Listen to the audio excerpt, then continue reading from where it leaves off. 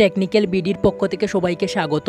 এবার বাংলাদেশে আসছে একটি অসাধারণ ফোন, অর্থাৎ ফোনটির মডেল হচ্ছে Xiaomi Mi 11 Ultra। এই ফোনটি নিয়ে এর আগেও একটি ভিডিও তৈরি করছিলাম এবং ওই ভিডিওটিতে আপনাদের অসংখ্য ভালোবাসা পাওয়ার জন্য আজকের এই ভিডিওটি। এখন আপনারা ভাবছেন ওই ফোনটি নিয়ে এর আগেও একটি ভিডিও তৈরি করছিলাম, এখন আবার কেন? তার কারণ হচ্ছে আগের এই ভিডিওটিতে আমি একটি ভুল ইনফরমেশন দিয়ে দিয়েছিলাম এবং বেশ কয়েকজন কমেন্ট করে জানিয়েছিলেন এই ফোন সম্পর্কে আরেকটি রিভিউ নিয়ে আসতে। সেজন্য মূলত আজকের এই ভিডিওটি। তাহলে আর বেশি কথা না বাড়িয়ে এই ফোন সম্পর্কে সবকিছু জেনে নেওয়া যাক। এই ফোনের ডিসপ্লে হিসেবে পাচ্ছেন 6.7 ইঞ্চি অ্যামোলেড ডিসপ্লে, অর্থাৎ আপনারা বুঝতেই তো পারছেন অ্যামোলেড ডিসপ্লে কেমন হবে। তারপরেও বলছি অ্যামোলেড ডিসপ্লেগুলো বেশ কালারফুল হয়, ঠিক তেমনই ওই ফোনের ডিসপ্লেটাও বেশ কালারফুল। এখন যদি এই ফোনের থিকনেস নিয়ে কথা বলি, তাহলে আমি বলবো এই ফোনটির থিকনেস বেশ পাতলা, অর্থাৎ আপনি যখন ওই ফোনটি হাতে নেবেন বেশ কমফোর্টেবল ফিল হবে।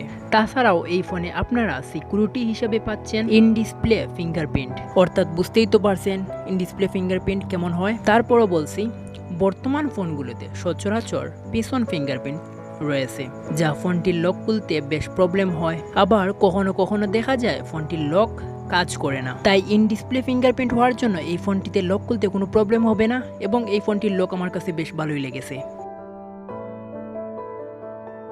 তাহলে চলো এবার এই ফোনের ক্যামেরা সম্পর্কে জেনে নেওয়া যাক। এই ফোনে ক্যামেরা হিসেবে পাচ্ছেন রিয়ার ট্রিপল ক্যামেরা, সেগুলো যথাক্রমে 108 মেগাপিক্সেলের মেইন ক্যামেরা, 12 মেগাপিক্সেলের আলট্রা এবং 5 মেগাপিক্সেলের একটি ডিপ সেন্সর ক্যামেরা। অর্থাৎ ক্যামেরা সম্পর্কে আর কিছু বলার নেই, আপনারা বুঝতেই তো পারছেন রিয়ার ক্যামেরাগুলো কেমন হবে। তারপরও এই ফোনের ক্যামেরা সম্পর্কে যদি আমি কিছু বলি, আমি পার্সোনালি বলবো ওই ফোনের ক্যামেরাটি আমার কাছে খুবই ভালো লেগেছে।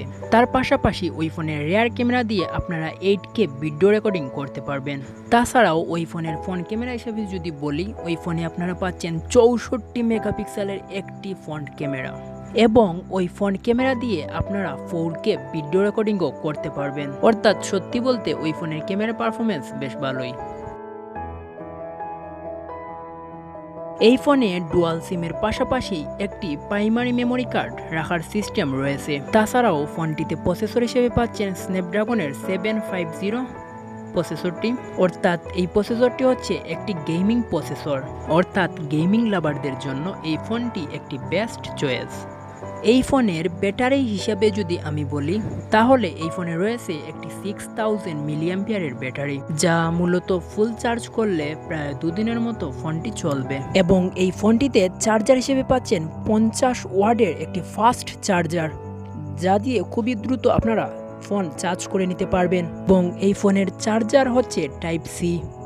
তাহলে চলো এবার র্যাম সম্পর্কে জেনে নেওয়া যাক। এই ফোনে র্যাম হিসেবে পাচ্ছেন 12 এবং 14 জিবি র্যাম, অর্থাৎ এই ফোনটিতে অনেক বেশি র্যাম রয়েছে, তাই এই ফোনের পারফরমেন্স বেশ ভালোই হবে। তাছাড়াও এই ফোনে রম হিসেবে পাচ্ছেন 256 জিবি এবং 512 জিবি। সুতরাং রম এবং র্যামের দিকে এই ফোনটি আমার কাছে পার্সোনালি বেশ ভালোই লেগেছে। এখন হয়তো আপনারা ভাবছেন এই ফোনটির প্রাইস কত হবে, তাই না? এবং এই ফোনের ইন্ডিয়ান প্রাইস হবে প্রায় 40,000 টাকার মতো এবং এই ফোনের বাংলাদেশ প্রাইস হবে প্রায় 60,000 টাকার মতো। তারপরও একটু কম বেশ হতে পারে। দুঃখের বিষয় হচ্ছে এই ফোনটি যদি আপনারা কিনতে চান, তাহলে আপনাদেরকে একটু ওয়েট করতে হবে। আমি বুঝিয়ে বলছি, এই ফোনটি 2022 সালের দিকে আসবে এবং ওই ফোনটি 2022 সালের শাওমির সেরা ফোন হবে এবং আপনারা ওই ফোনটি কিনবেন কি কিনবেন না অবশ্যই কমেন্ট করে তা জানাবেন। সো এই ধরনের ভিডিও সবার আগে পেতে আমাদের চ্যানেলটি সাবস্ক্রাইব করবেন এবং পাশে থাকা বেল বাটনটি বাজিয়ে দেবেন। এতক্ষণ সাথে থাকার জন্য ধন্যবাদ।